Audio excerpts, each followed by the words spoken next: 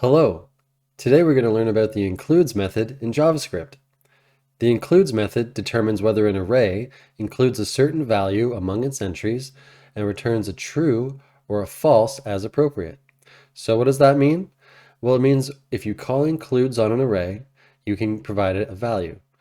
It will check to see if that value is included in the array, and if it is, it will return a true, and if it isn't, it'll return false.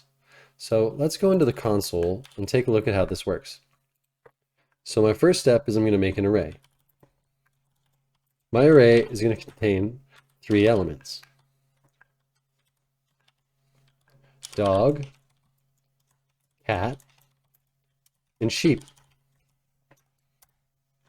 Now, when I call includes on the array, I'm going to provide it a value.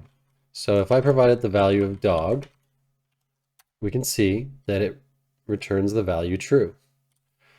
Now, it's matching the case exactly. So if we were to do only a partial case, like array includes do, we're going to get a false because there's no do element in the array. Now, another thing to know about the includes method is you can tell it where to start in the array. So if I were to tell it array includes dog, it's going to return true. But if I provided a second argument of where to start in the array, and we start on the second element of the array, and we start on cat, it's going to run all the way to the end of the array and then stop.